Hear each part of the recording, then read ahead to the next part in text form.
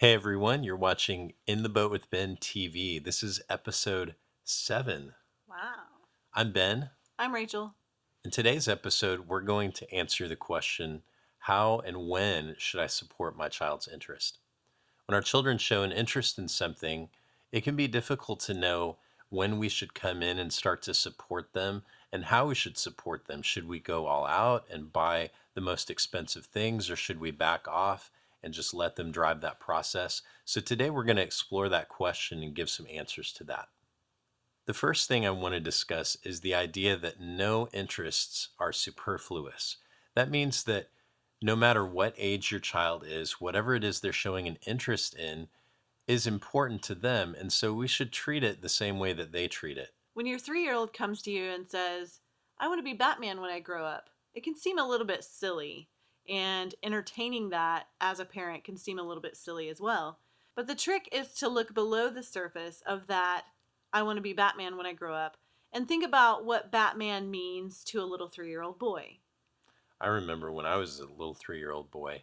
Actually, I don't. I don't remember that very well. But I do remember being obsessed with Batman. And what it was the heroics. It was the cape, it was the fighting crime, it was being the hero. And so, what does that mean to a 3-year-old? What does that look like for them? How can we help them work toward that idea of what their interest is? Exactly. You don't have to go get them a latex suit. No. Although a cape would be nice. Yeah, a cape's okay. This is actually a good segue into our next point, which is you don't have to go out and buy the most expensive tools when your child expresses an interest in something. In fact, it's good for them to use tools and equipment that may be a little bit more crude in the beginning while they're still exploring their interest. There's a saying that goes, a great artist could make a masterpiece with crayons. The important thing is not the tools that you use, but it's really the mastery, the skill with which they're used. And so that's what you want to focus your child on. And then over time, as they get better, as the difference between having an inexpensive tool and an expensive tool really means something, then you can choose to make that investment. And let me just tell you what happens if you do buy the good stuff before your kid is ready. About 2 years ago, our oldest son expressed an interest in art, and so we, of course, were super excited. And for Christmas, bought him a really nice art case where he could keep pencils and charcoal pencils and things like that. Yeah, and this was a really nice art case. Really And nice. because we're artists, it was one of those things where as soon as he said those words, like, oh, I'm kind of interested in art, we were all over that. Mm-hmm.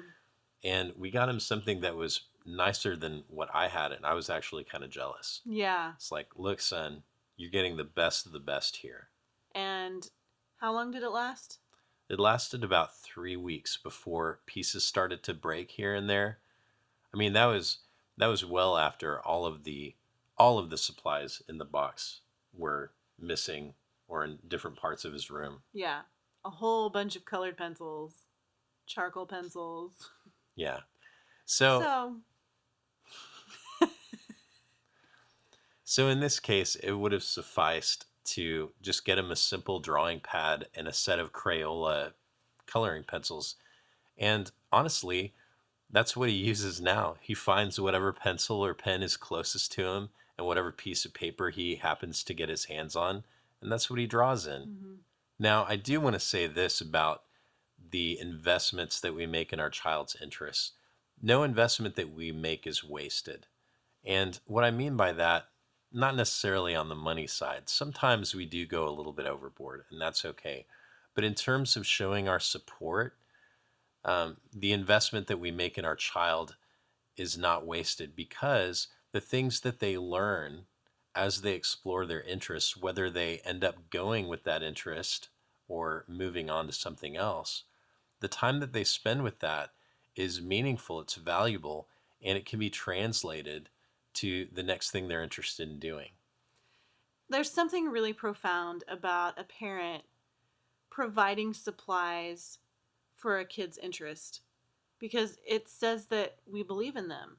And I remember as a kid when I would open Christmas gifts and the thing that was in there were books about writing to teach me about writing, or there were new journals, like really nice journals where I could start writing stories. And that's huge for kids to know that people care enough about their interests to actually invest in it. And when we offer this support as parents, we need to do this with no strings attached. Now, I'm not just talking about financially. For example, oh, I bought you this $5,000 instrument. Now you've got to pay me back for it. Um, that kind of goes without saying. But what I'm talking about is the expectation that might come with that. For example, I bought you this $5,000 instrument, and now I expect you to really spend some time exploring that. It's really important, and I know that it's hard. At some levels, it's easier than others, but it's hard when we make an investment of our time or resources to see a child suddenly become uninterested in that. And it's really important that we don't allow our attachment or our expectations to come into play. We need to have a no strings attached approach because that's the only way our children are going to feel the freedom to pursue the thing that they really care about doing the most. And I love your story about the clarinet that your mom bought I'm you going to for sound your. like a band dork. Yeah, it's But okay. when I was in high school, I was really good at the clarinet, and my mom was not a wealthy person, but she bought a $3,000 clarinet. It was top of the line.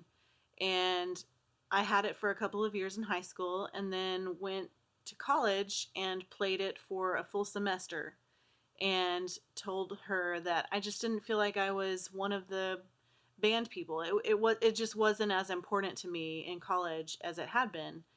And she was completely fine with me not doing it anymore because she knew that I had another interest that I was much more likely to make into a career. And so she didn't feel like it was a wasted investment because I had been able to do it for a couple of years. But I wonder sometimes what would we do if Hmm.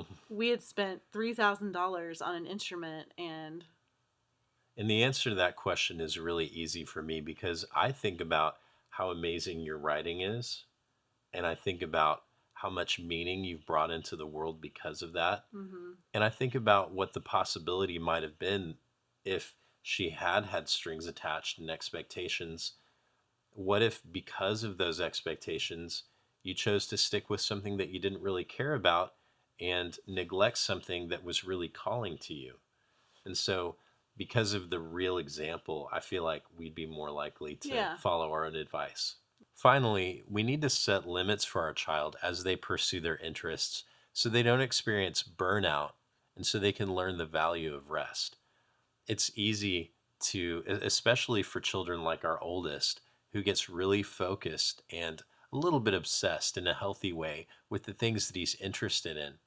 It can be easy for our children to become completely engrossed and to spend all of their time if we let them. And what's really good for them is to take a step back from those things, allow their mind to live in other spaces from time to time.